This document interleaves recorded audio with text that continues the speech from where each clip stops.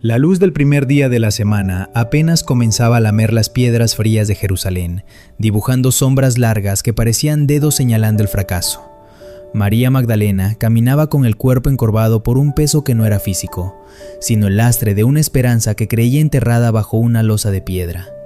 En sus manos apretaba especias aromáticas, nardo y mirra, el último tributo amargo que el amor humano puede rendir a la muerte, cuando ya no queda nada más que el recuerdo.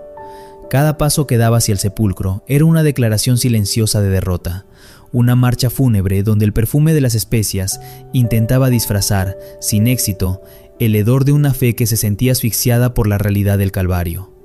¿Por qué decimos que su fe era débil si ella estaba allí, arriesgando su propia vida ante la mirada gélida de la guardia romana?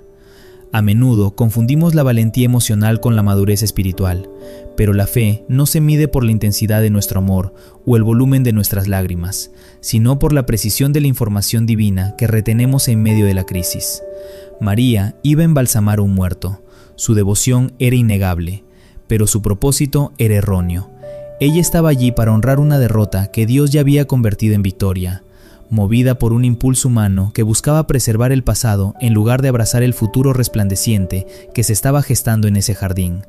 María tenía la información de sus ojos, la tumba sellada, los clavos oxidados por la sangre, el cuerpo inerte descendido de la cruz con prisa antes del Shabbat. Sus sentidos le gritaban que el maestro había perdido, y sus sentimientos le exigían llorar sobre un cadáver para encontrar consuelo en el luto. Sin embargo, le faltaba la información más vital de todas, aquella que el Espíritu le había susurrado a través de las enseñanzas de Jesús durante 3 años. Al tercer día resucitaré. La tragedia de María, y la nuestra muchas veces, es que permitimos que los hechos temporales borren de nuestra memoria las verdades eternas, convirtiéndonos en cuidadores de cementerios en lugar de testigos de la vida. En esta mañana vamos a explorar qué significa realmente el error de reconocimiento.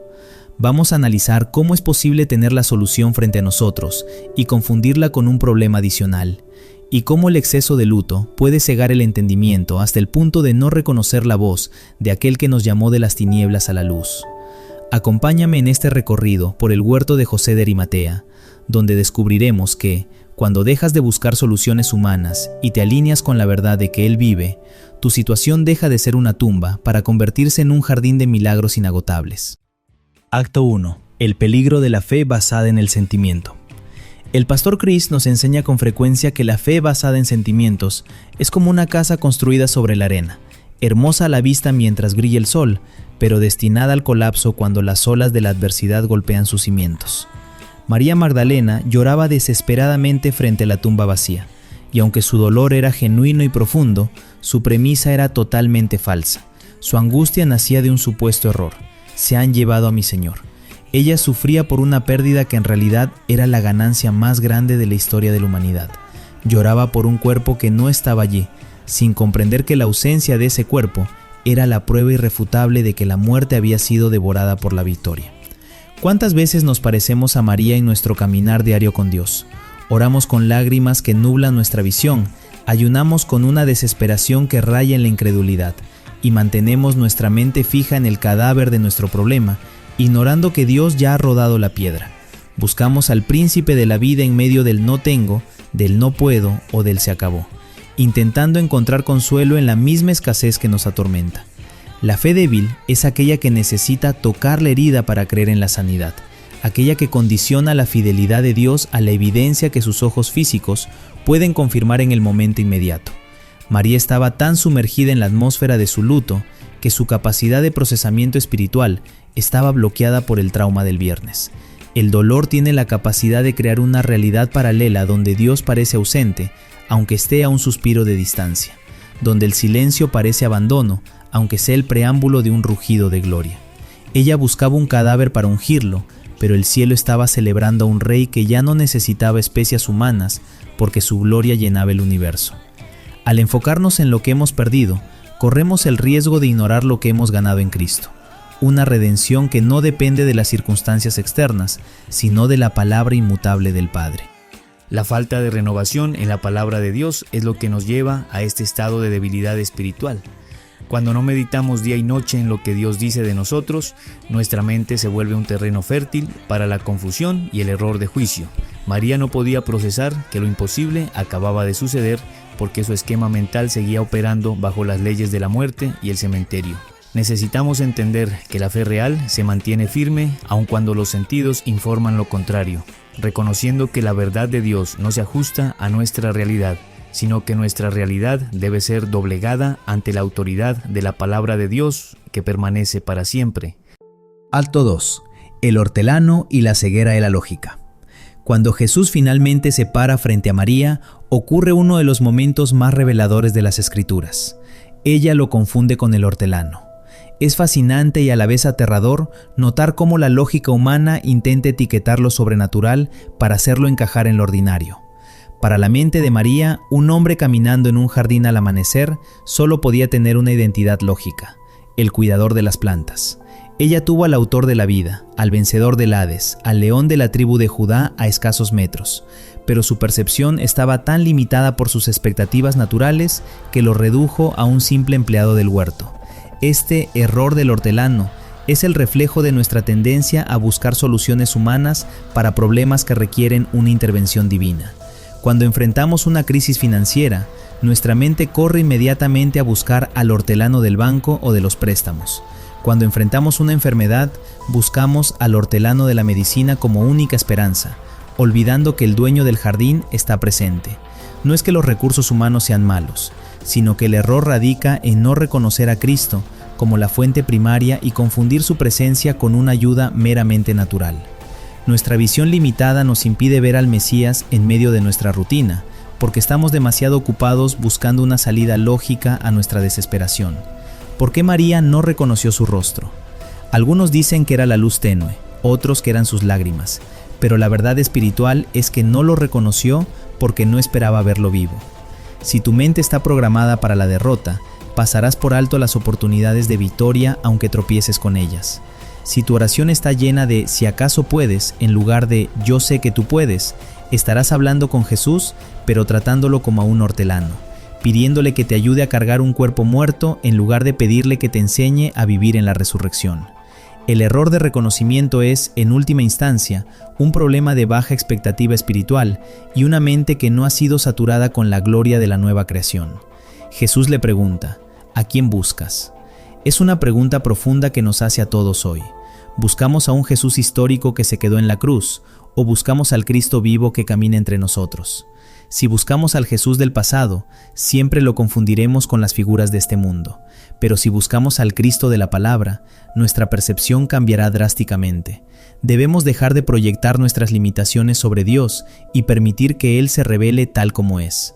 No como un ayudante de nuestras circunstancias, el hortelano, sino como el Señor absoluto que tiene las llaves de la muerte y del Hades, y que tiene el poder de transformar cualquier desierto en un jardín de bendición. Acto 3. El despertar a través de la palabra. Fue solo cuando Jesús pronunció su nombre, María, que el velo de su entendimiento se rasgó de arriba abajo, como se rasgó el velo del templo días antes. No fue la observación detallada de sus rasgos faciales, ni el examen de sus heridas lo que la convenció en primera instancia, fue el sonido de su voz llamándola a la identidad. En ese momento, la información de la fe entró por sus oídos y activó su espíritu, confirmando que la fe viene por el oír y el oír por la palabra de Dios. Una sola palabra del Maestro fue más poderosa que 3 días de evidencia visual de muerte y sepultura. Ese instante de reconocimiento transformó a María de una mujer derrotada por la tragedia en la primera heraldo de la nueva creación. La voz de Jesús no solo le devolvió a su Maestro, sino que le devolvió su propósito. Ya no tenía que cargar especias para los muertos, ahora tenía que llevar noticias para los vivos. Este es el poder de la revelación. Cambia tu postura, seca tus lágrimas y te pone en movimiento.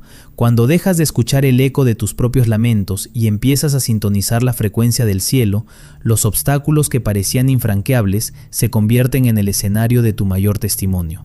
Este es el desafío crucial para el testigo moderno en el siglo XXI. ¿Estás escuchando la voz de las circunstancias o la voz del Maestro?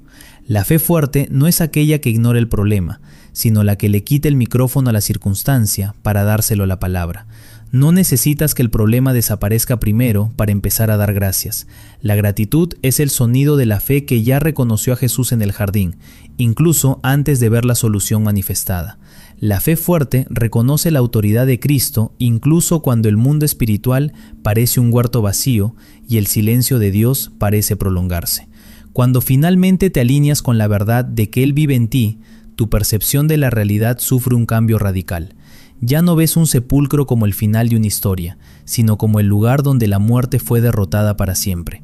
La presencia de Jesús en tu vida garantiza que no hay situación, por más oscura que sea, que no pueda ser iluminada por su gloria. Al igual que María, cuando dejas de buscar al hortelano y abrazas al resucitado, tu testimonio se vuelve imparable y tu vida se convierte en una evidencia viviente de que el Calvario no fue el fin, sino el glorioso principio de nuestra libertad. En conclusión, la historia de María Magdalena frente a la tumba vacía no es solo un relato histórico de devoción femenina, sino una lección profunda sobre la importancia de mantener nuestra mente alineada con la revelación divina. El error de reconocimiento de María nos advierte sobre el peligro de permitir que nuestras emociones tomen el control de nuestra fe, llevándonos a llorar por pérdidas inexistentes mientras ignoramos triunfos presentes. Hoy el Señor nos llama a soltar las especias de nuestro pasado, a dejar de ungir lo que Él ya ha decidido dejar atrás y a levantar la mirada para ver al Cristo que está de pie, victorioso, a nuestro lado.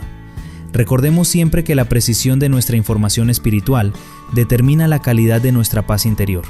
Si tu información proviene de los noticieros, de los informes de escasez o de los rumores del mundo, vivirás en un perpetuo estado de luto y confusión, buscando al hortelano en cada esquina. Pero si tu información proviene del trono de Dios, entenderás que no importa cuán grande sea la piedra o cuán fuerte sea la guardia, nada puede retener la vida que Dios ha decretado para ti. La resurrección no es solo un evento que sucedió hace 2000 años, es un poder que opera hoy en cada creyente que se atreve a creer en la palabra por encima de sus sentidos. Te invito en este momento a que dejes de buscar soluciones humanas y limitadas para los desafíos que enfrentas. El hortelano puede cuidar el jardín, pero solo Jesús puede dar vida a lo que estaba muerto. El hombre puede darte un consejo, pero solo el Espíritu Santo puede darte una revelación que cambie tu destino.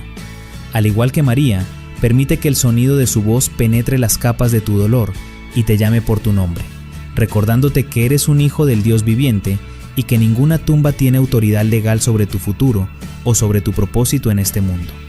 Finalmente, conviértete en un verdadero testigo del Calvario y de la resurrección, llevando la luz de esta verdad a aquellos que aún caminan en la oscuridad del error de reconocimiento. No te conformes con una fe emocional que fluctúa con el clima de tus problemas.